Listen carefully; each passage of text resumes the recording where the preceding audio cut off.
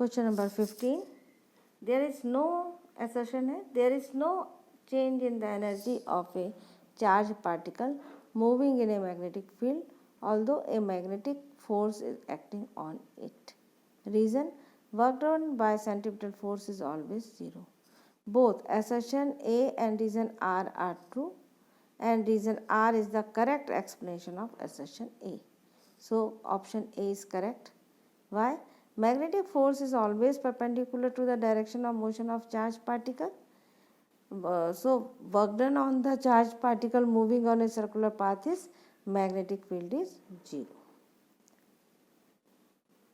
Question number 16. When two long parallel wires hanging freely are connected in series to a battery, they come closer to each other. Reason, wires carrying current in opposite direction repel each other. अब ये कह रहा है कि to long parallel wires हैं, यदि उनको हम सेम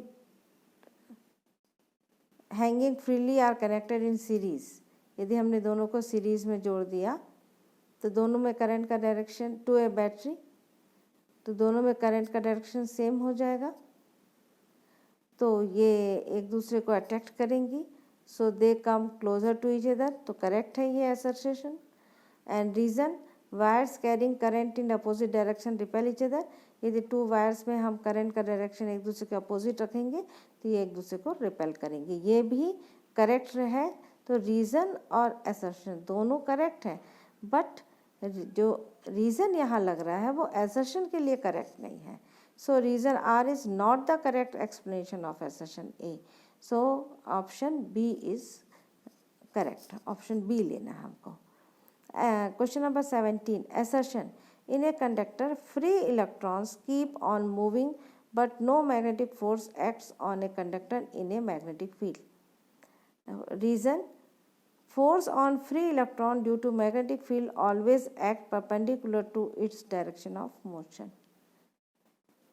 अब यहाँ पे in a conductor free electrons keep on moving but no magnetic force acts on a conductor in a magnetic field. तो यहाँ पर assertion A is true but reason R is false. Why?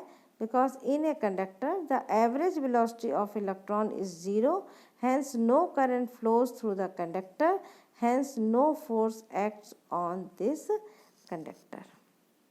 Question number 18, a small coil carrying current in equilibrium is perpendicular to the direction of uniform magnetic field.